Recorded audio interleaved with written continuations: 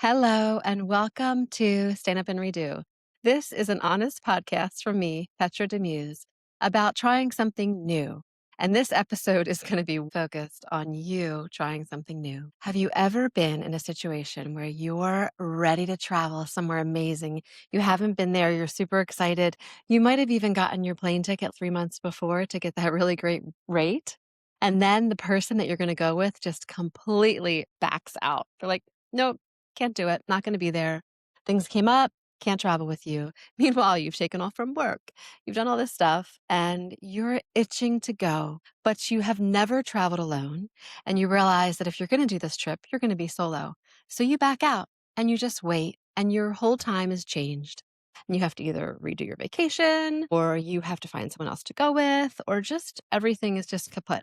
Well, I wanna challenge you to travel alone. And if you're afraid of it, I want to challenge you to not be afraid of it. It's just something foreign to you, foreign meaning you have never done it. Once you do it, once you get a taste of it, you are going to fall in love with it. So if you're like a world traveler who's gone all over Europe, Africa, Asia, everywhere by yourself, and you have no fear of travel, it might be something that you could listen to and share with others as well, who you want to encourage to travel and to try something new.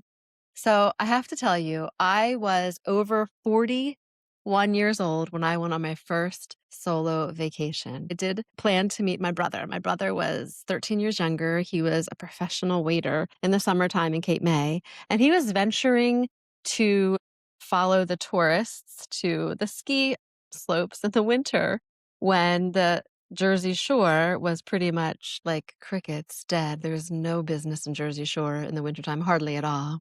So he had decided to follow the tourists and waiter then in um, Salt Lake City, Utah, where everyone was skiing and there's a vibrant tourist life there.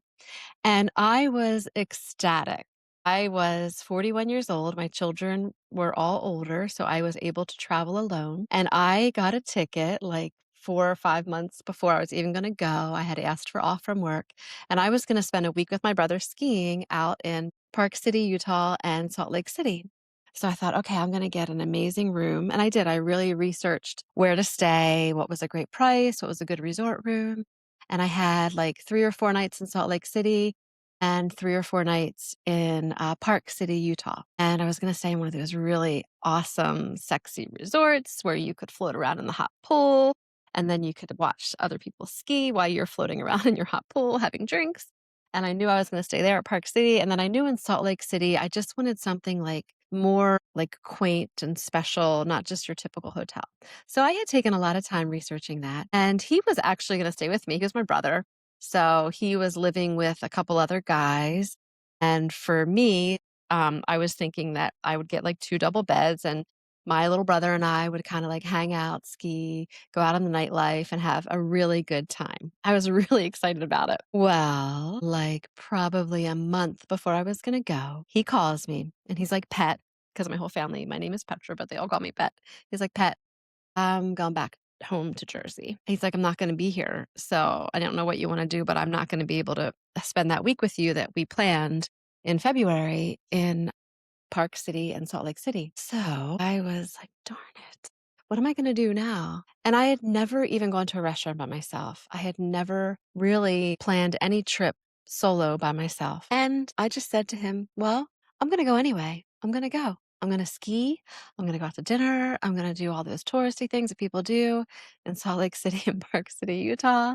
And I am going. So that's what I did. I was able to get my girlfriend who lived down in South Carolina, the North Carolina area, and is a chiropractor still, and she was willing to meet me there for 3 days because she's an avid skier. So when I first got there, that first weekend, she was with me for day 2, 3, and 4, I believe. And then, but she only did a little short, quick weekend trip because she had to work. You know, she was self employed. And the two of us had a blast. I mean, we had a blast. And we actually had quite an experience because they closed the mountain that we were driving up to go to the highest ski resort. And there was an avalanche, and I had to turn this little tiny rental car around on this little narrow road with like no berm that just was like a drop off with all ice and no chains on the tires. And then when we got to the bottom of the hill later that day, they said that they had a sign there that said you couldn't go up the hill without chains and that they were actually closing the hill. So we couldn't even get to the top ski resort because they had actually closed it. So we had to go to one that was like on the middle of the mountain, which was still really 9,000 feet high. I mean, it was still amazing. So it was really fun. But neither here nor there. Tina was only there for 3 days. And I remember I made a reservation for one person at a restaurant in Salt Lake City. Salt Lake City is a gem, a food mecca.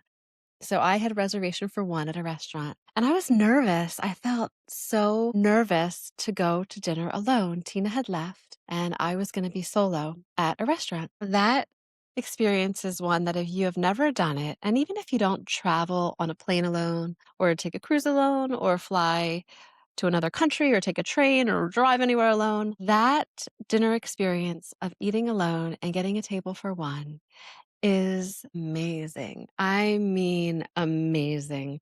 Like, I love when I'm home alone to cook a meal, and then I love to plate it. I'll even put like 2 little pieces of oregano on the side of my plate. I like make the sauce all pretty, even if I'm eating by myself.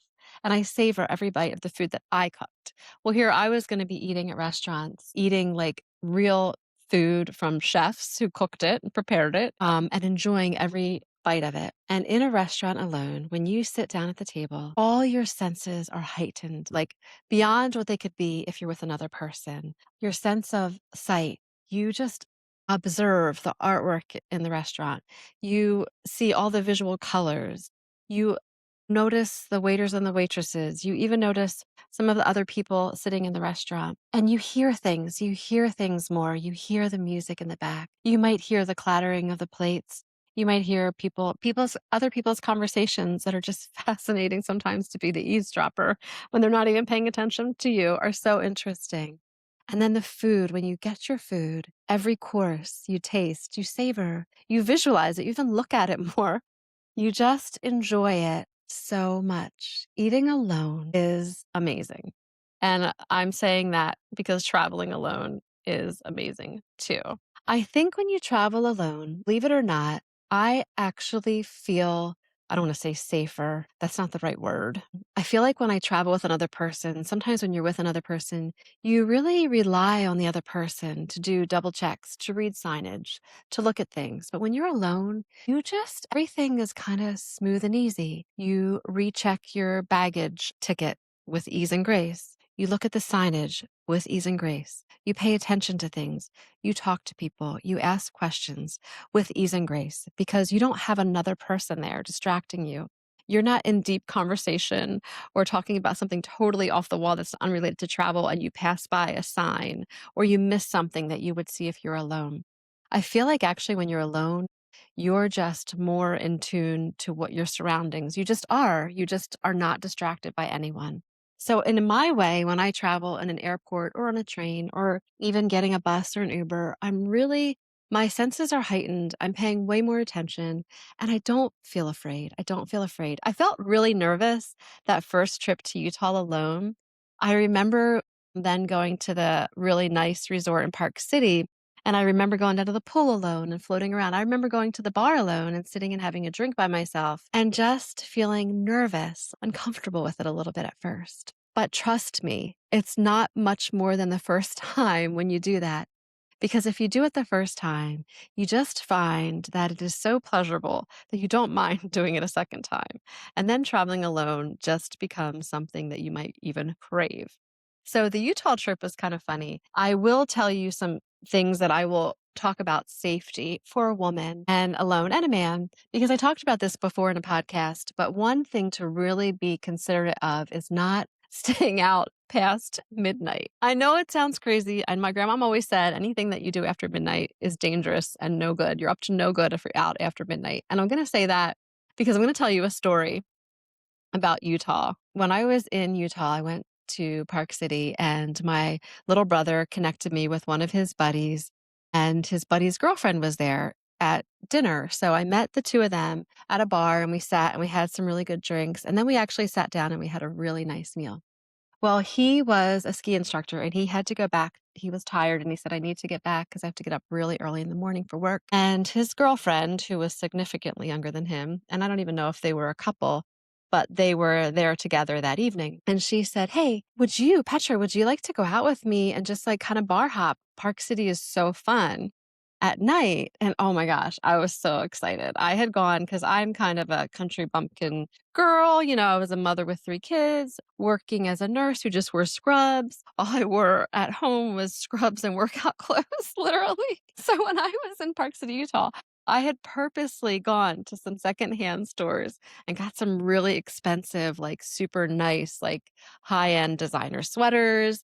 And I made sure I had really like chic, expensive shoes on. I remember thinking, I'm going to Park City, Utah. It's where people who can spend a lot of money are going as well. And I want to look the part, even though I was on a strict budget, trust me.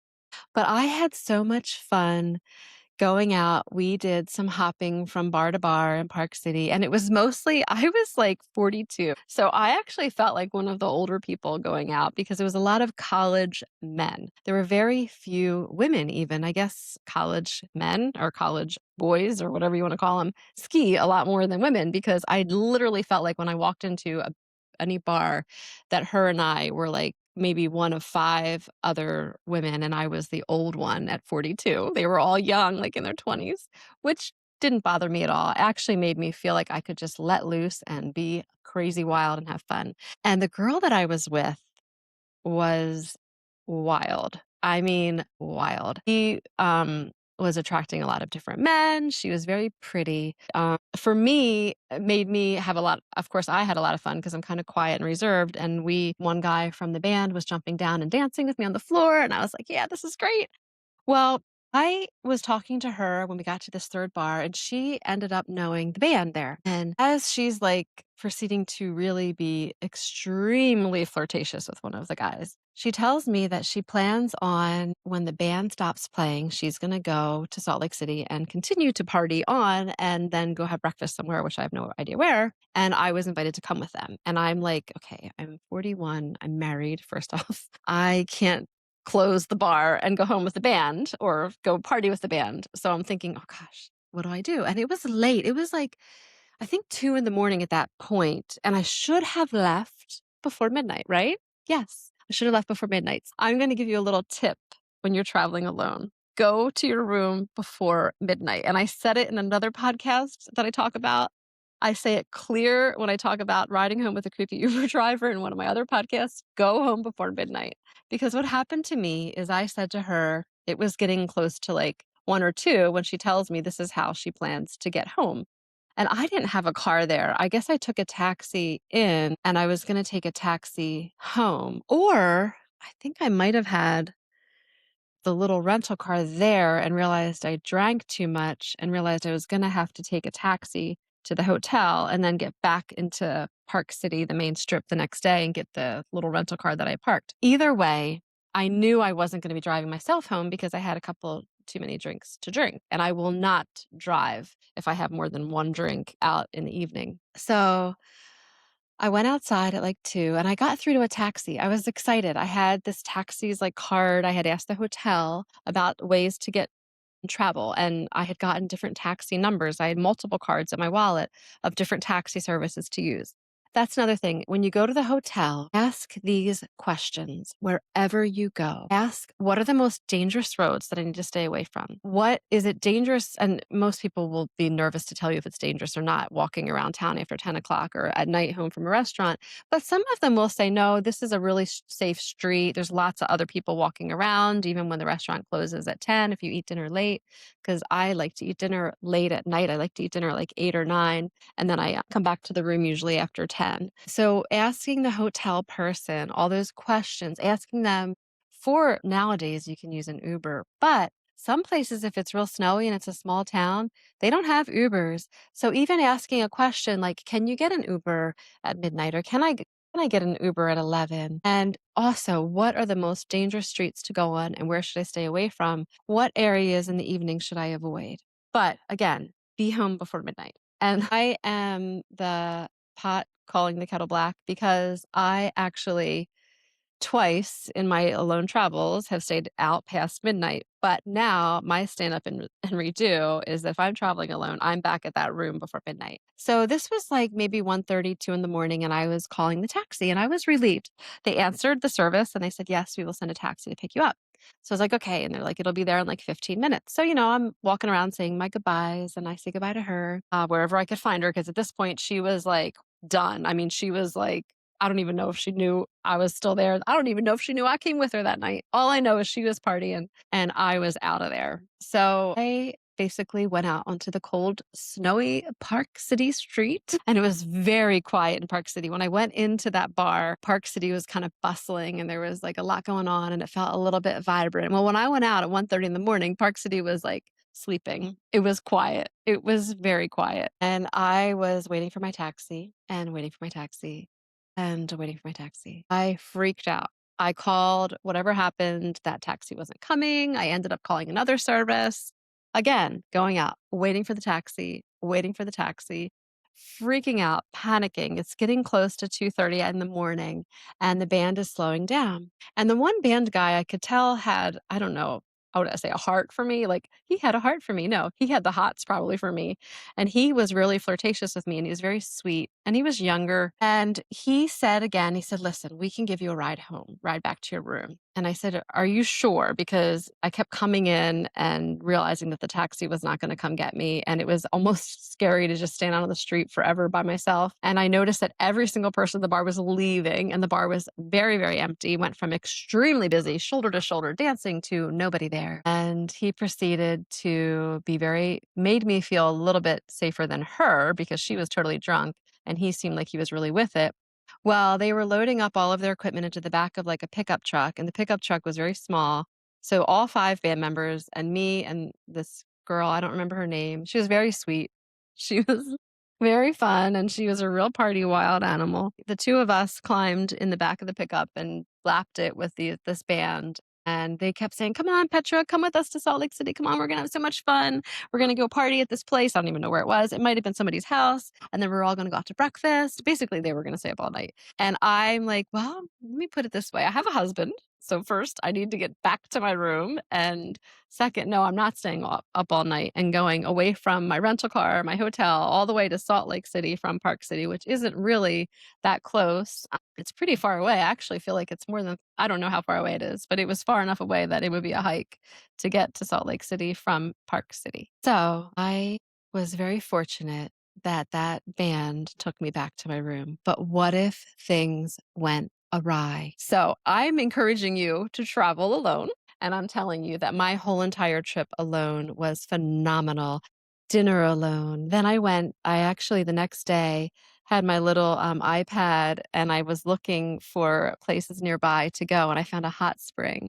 And I went to a hot spring by myself, which was also amazing. I got to the hot spring and there was like a whole family there with little kids and everybody was like splashing around and you could see the mist coming off of this really like salty, thick water that was just so soothing.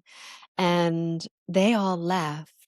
And I think I floated around in that hot spring for like an hour by myself. It was heavenly. I mean, it was heavenly. So I also went for a hike by myself. I took the little rental car and I found like a little park, maybe a state park, or it was a beautiful park near like a lake. And I hiked at the park. I was going to go to Bryce Canyon or drive somewhere, but that was like a little bit of a drive. And I knew that I would have to get up early and take this little tiny rental car with no chains to go to the canyon. So I decided just to stay in Salt Lake and Park City. I did so many things by myself during that trip that were totally enjoyable. I never felt lonely. I did feel a little bit, not even afraid when I was at the bar late after midnight. I felt stupid more than afraid. I felt like, Petra, you're too intelligent to be in this situation. So, as I'm telling you about traveling on your own, I'm going to interweave some safety tips into this podcast. So that was my USA travel from Pennsylvania to Salt Lake City and Park City, Utah. And I did it by myself, did all the flights and stuff. Was able to get, if you do travel at all and you're not savvy with traveling, if you get your plane ticket really early, like I got my plane ticket months in advance and it was only like $300 round trip, but then as I looked at the plane tickets like a few weeks before, because that's when my friend ended up getting her plane ticket, they were like $600 round trip. So the plane tickets tend to double in price as you get closer to the date. So if you can plan your travel out like 3 to 6 months ahead and you can get like a really good plane ticket, you'll save, I mean, hundreds of dollars and actually thousands of dollars if you get your plane ticket really early, especially now because I notice this and this climate, this time of life, this particular year, plane travel is very expensive. As a matter of fact, I was traveling home from somewhere and I ended up, it was a Friday evening flight, and I was going to fly home and it was like 6 or 7 at night, and I was still gonna have to drive an hour and a half from the airport, and I was really tired. And they're like, "We'll give you $300 if you will not fly out tonight and fly out in the morning." I was like, "Wow, that's pretty good." Couple minutes later, "We'll give you $600 if you'll save your, flight for tomorrow morning at 8 o'clock," or whatever. They were gonna fly out again, same flight in the morning.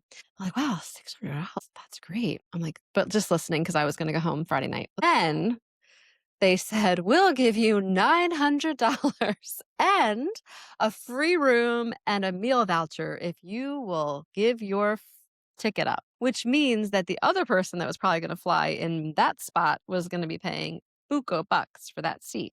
But guess what I did? I walked up and said, "I'll take that $900 and that free room and that meal voucher." And I used that $900 to go Christmas shopping this year. And I was like, yes. So plane travel is very expensive right now. So if you can get a flight like months ahead, smart move. I just got a flight to Morocco round trip in a few months, and it's going to be, I think it was like they were going between $800 and $1,200 round trip to Morocco from the U.S. And I was like, ooh. I am so curious to see what that Morocco flight will be by the time I go. I'm really curious. Same thing with everywhere I've been looking. We went to Slovenia with a bunch of my friends and we were able to lock in with a cheap flight just when all the flights were going up. I mean, we got the last flights, I think.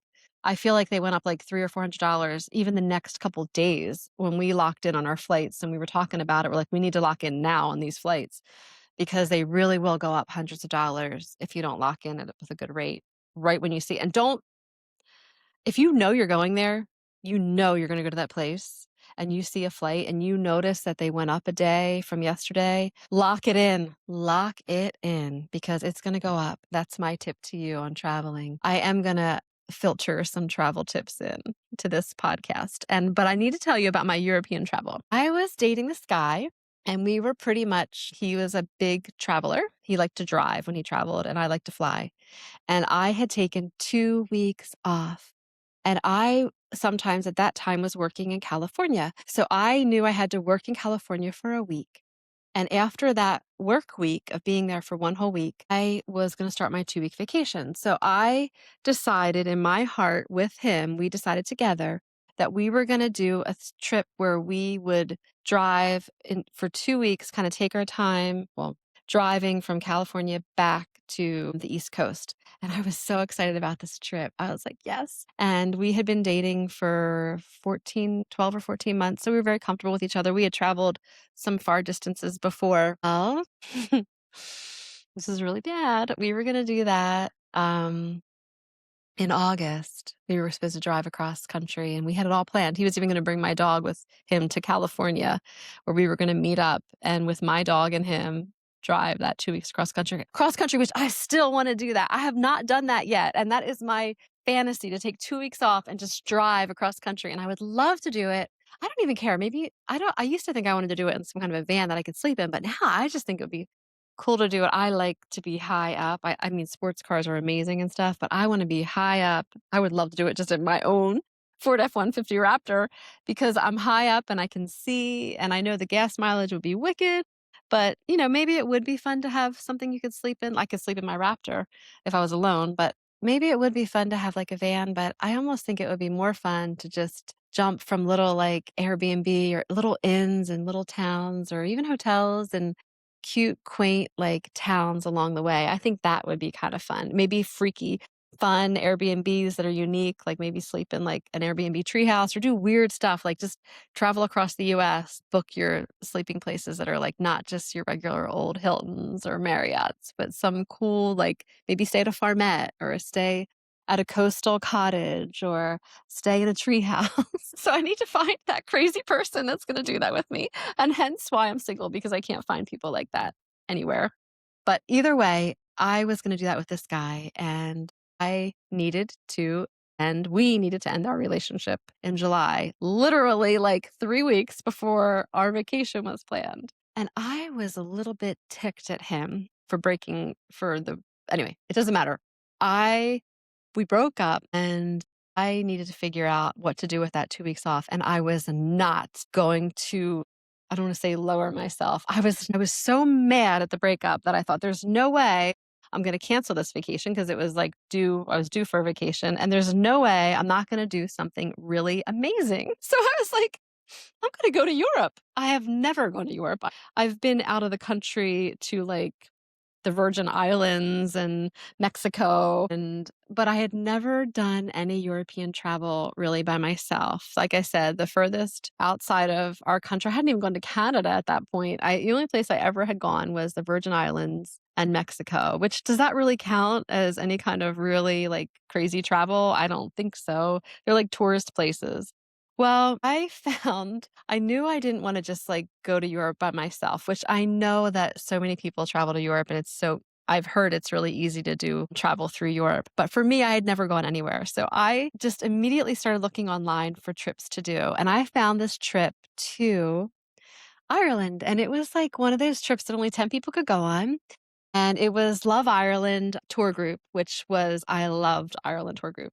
And they were gonna drive all through Southern Ireland for like 8 or 9 days, and it was gonna be from little like, from one side to the other, not in the northern area, just all through the southern area, which I learned a lot between Southern and Northern, Ireland. I learned that if you're Catholic and you live in Southern Ireland, you only drink Jameson. You do not drink anything but Jameson. And I learned that if you live in the northern part of Ireland, you drink Bushmill.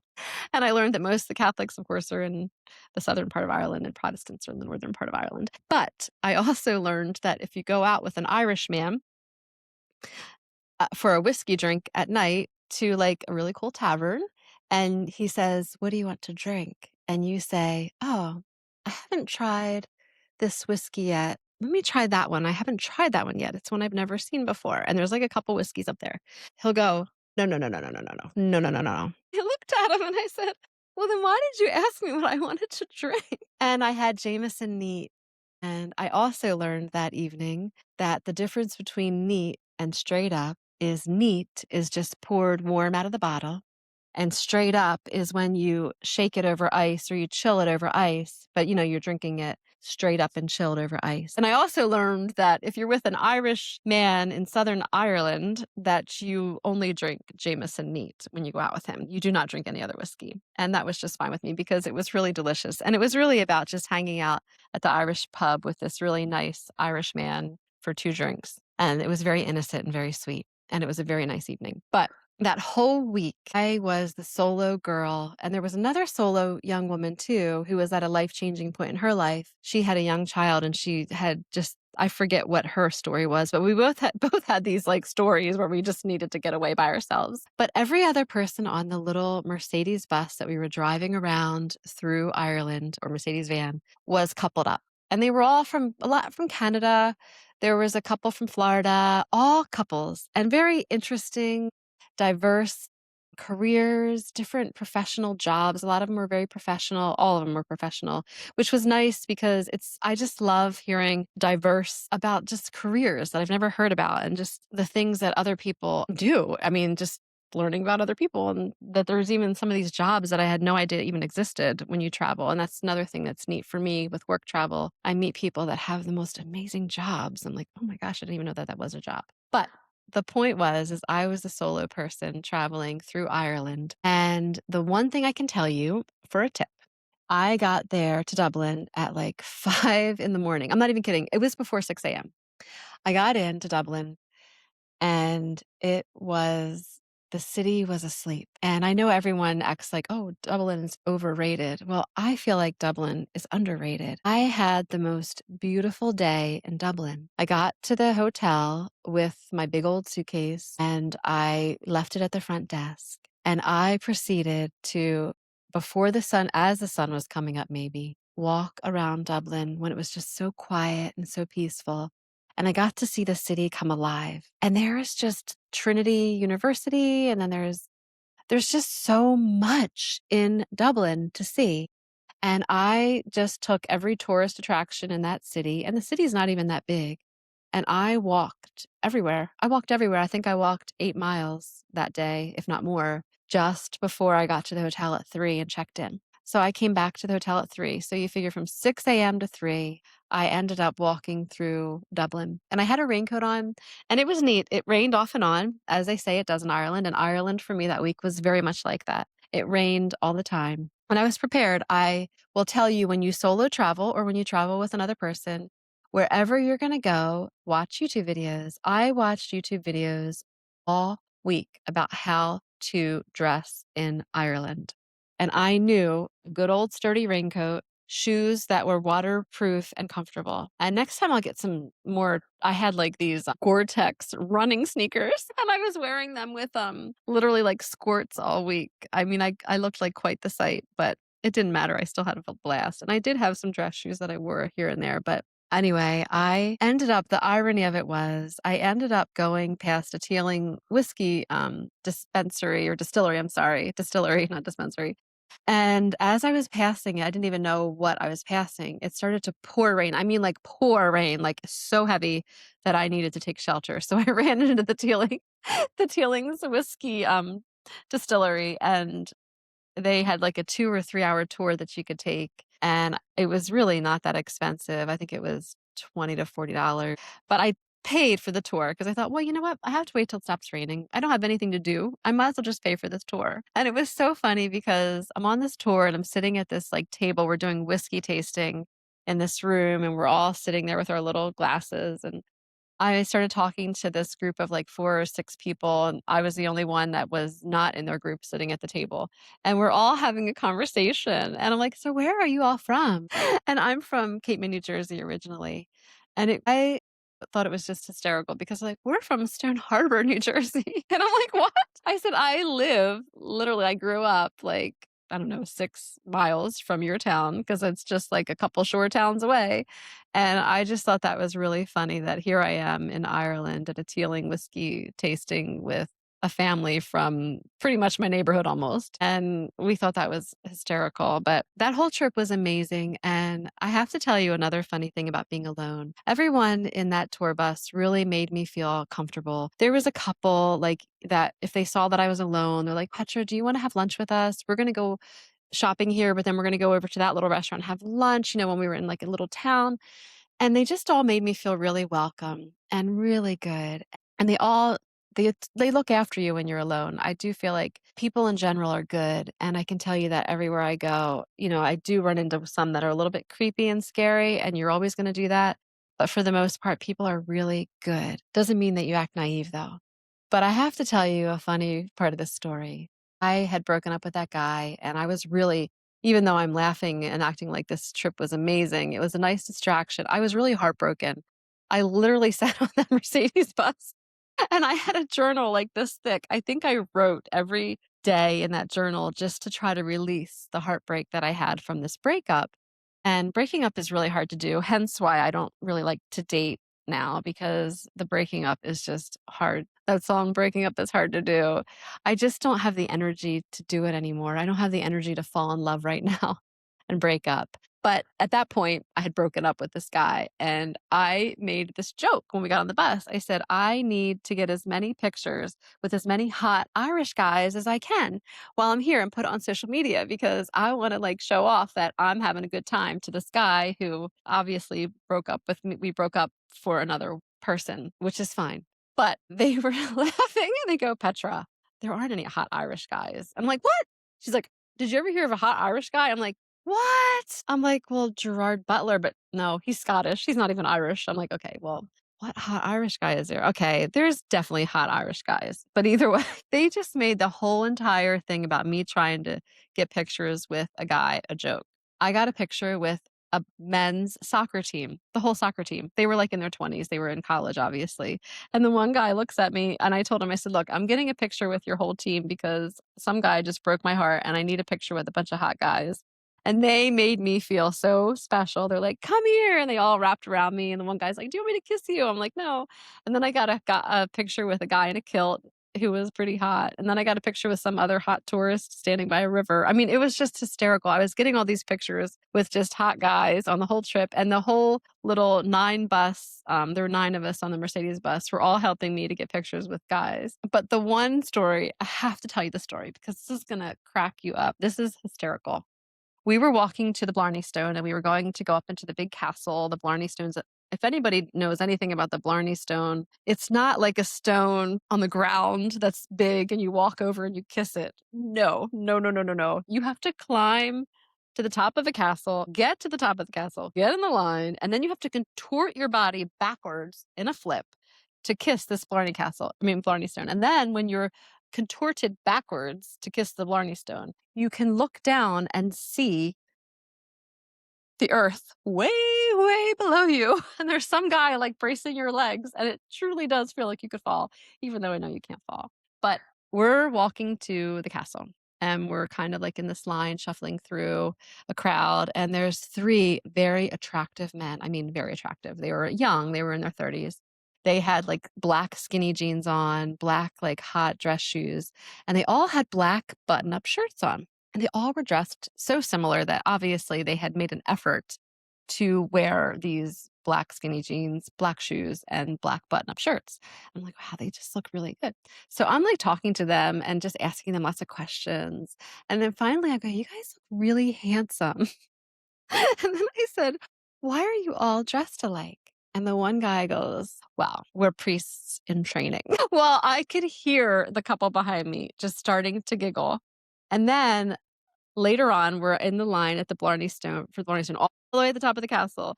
And the one guy goes, Petra, come here. The one guy from my Mercedes bus, Petra, look over there.